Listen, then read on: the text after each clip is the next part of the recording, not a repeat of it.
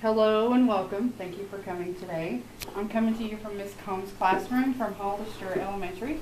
I would like to talk to you for a few minutes about the pros and cons of going gluten-free. Let's begin.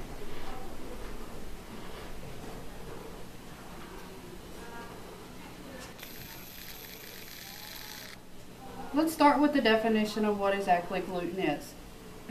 Gluten is a protein composite found in processed foods that contain wheat, barley, rye. It gives its product its texture and helps doughs rise.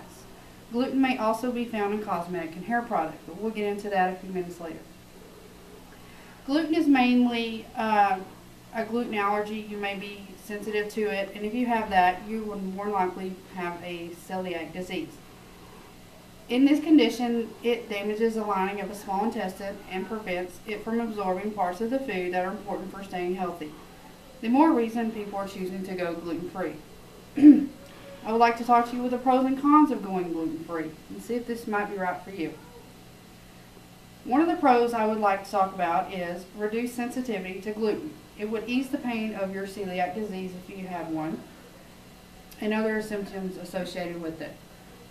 Another reason you might choose to go gluten-free would be now more products are available to substitute gluten, making gluten-free going easier.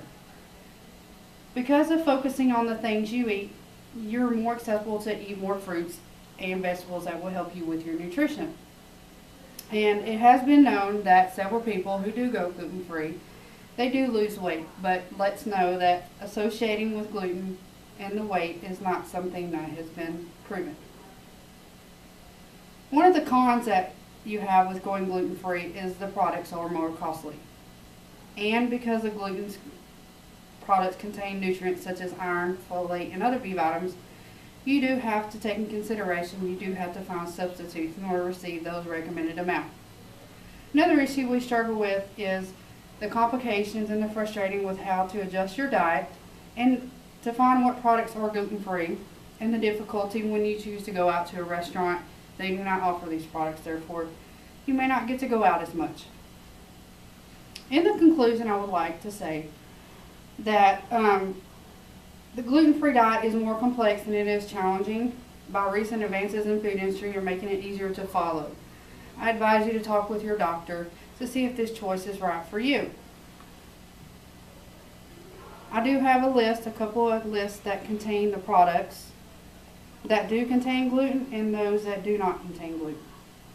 And I received these lists off of a peer-reviewed journal done by, let's see here,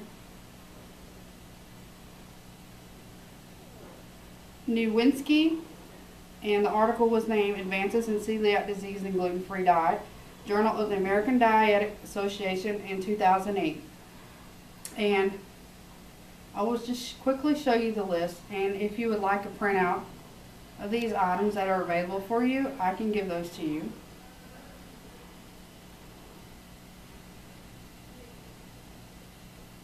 Just one second. Here we have gluten-free, which are some of your grains and your flours and your starches. You will see a list here. As you can see, corn and hominy and all your rice, they do not contain gluten, which will make it relatively easy if you just want to choose to eat a few of these products. Now move on to the products that do contain gluten.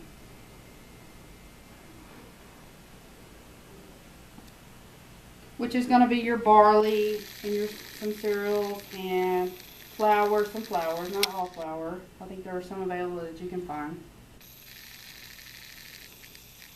I found very helpful resources on the internet, and I also found a couple articles.